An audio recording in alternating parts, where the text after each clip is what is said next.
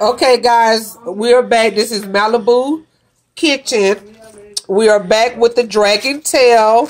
I washed the dragon tail off. The dragon kale. I'm sorry about that. I washed the dragon kale off. And if you get some of the kale that looks like this, what I do, I just either peel it off or you can chop it off. I'm very picky about how my food look, which I know is sad, but that's just me. Somebody would probably just leave it on, like, oh, what the heck, is just a little bit. But no, I am very picky, so I just lay it up here like I'm about to cut up some collard greens. I did devein the dragon kale, but I set it to the side. So I'm going to cut up some of it in the stir fry or in the saute, because what I'm going to do to it, I'm going to saute it. And all you do is just roll it. And you take your knife. Like I tell you guys, make sure you watch your fingers. And all I'm going to do is just cut it down some, trim it. You know, just like you do collard greens. Your hand is in the way. And you hold it. Quiet, man. And you just hold it and you just cut it. Go up over some. You just cut as small as you want, big as you want, however it's yours. I just like it small, but kids love it. You know, like I said, this is the first time we trying the dragon kale, but we do eat the regular traditional kale. You know how the traditional kale looks. And I'm pretty sure this would be the same, taste the same. Just because it's called dragon kale, I'm pretty sure it might not be a different in taste. But when I taste it, I will let you guys know how it turned out. And so you just put it over here in your bowl that you pre-washed or pre-rinsed out. And when you wash your kale in the sink, make sure you wash your sink. Make sure you sterilize your sink really good. Whatever you use, make sure it sit for at least about 5 minutes before you rinse it out. And before you wash it out, they give it a thorough sanitizer cleansing. You don't want to just spray your stuff on there and just rinse it right out. Then you didn't do anything. You have to let it sit for at least 5 minutes to sterilize whatever surface you're using. And I just throw the little stem pieces over in there. Chop it up. I mean, dice it real, chop it real small. A 1/4 of an inch, an inch, whichever way you like it. You don't have to use all the stem. You want to use some of it though, 'cause like I said previously, that's where a lot of your nutrient is in the stem. And I just peel the kale back off the stem like so. And I just go so far down the stem, and I just rip it off, lay it down. And I'll be sauteing this dragon kale in my wok. Oops, I thought I had it out.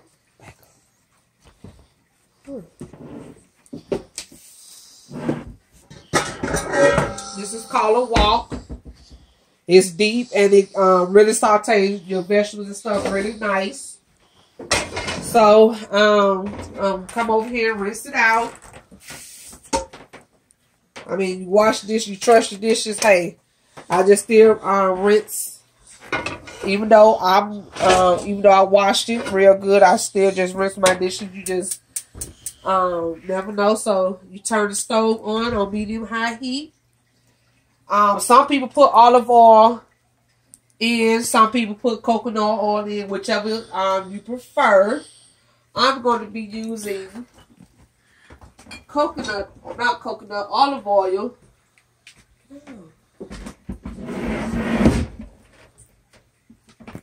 Don't show me. I'm going to be using this extra virgin organic olive oil. Okay.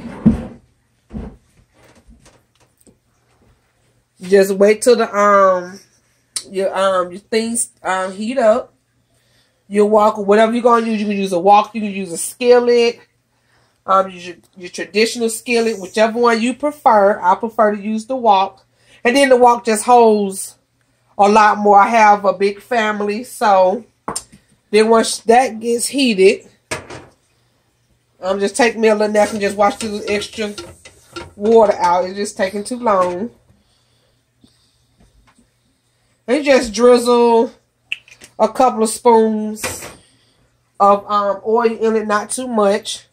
And you want the oil to, you know, spread oil around. You want the oil to get really hot, or fairly hot. And then I pre-diced up me some onions and garlic here.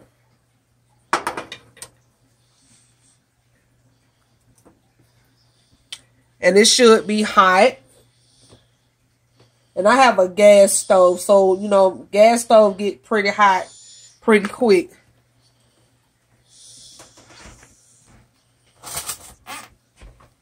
Get you a wooden spoon.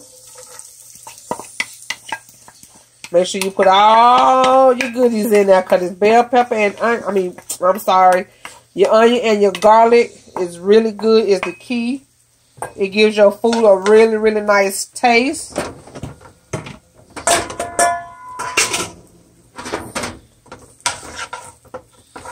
And just let it sit in there and simmer. You just want it to sweat a little bit. You don't want to burn your garlic, because garlic burns. Sorry about the noise. Garlic burns, so you don't want to burn your garlic. So you want to just stir it around a little bit.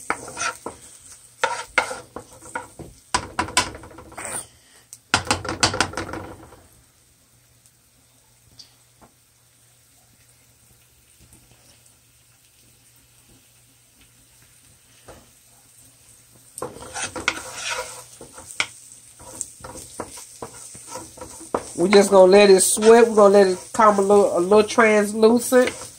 Just where the onions start to look, where you can see through them.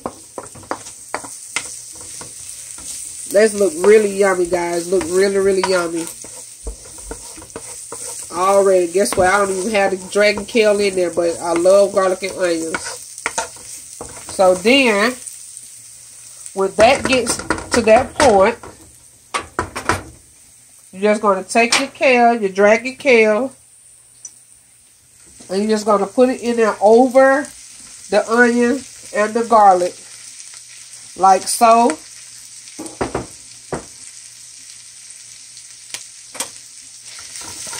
And you're just going to stir it up, and once your kale becomes tender, because you want to make sure your kale is cooked really well.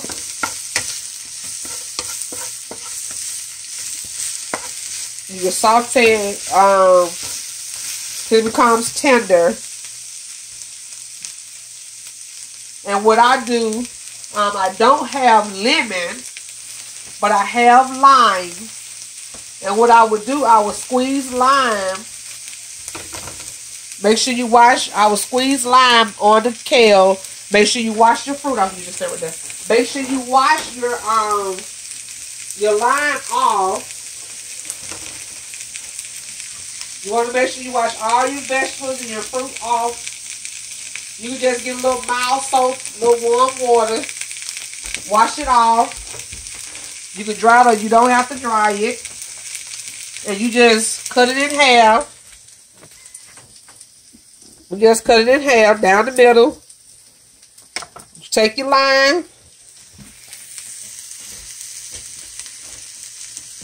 My daughter wants to help. I try to have them to help cooking sometimes. So you just take your lime and you just squeeze it over in there, and that's giving a nice flavor with the onions and garlic mixed together. And then I use, just season it lightly, I use pink Himalayan salt. I use garlic powder. And I use a onion powder.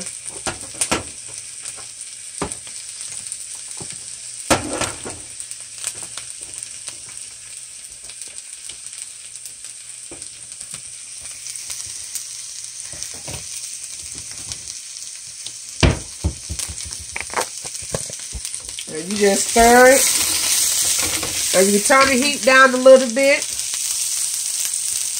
because it's starting to cook now. Just sprinkle you some little garlic powder in there.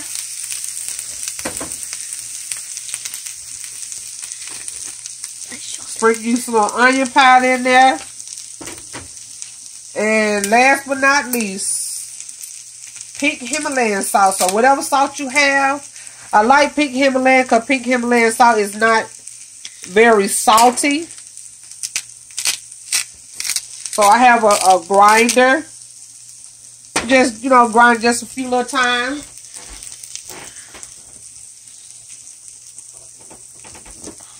And then after it gets done,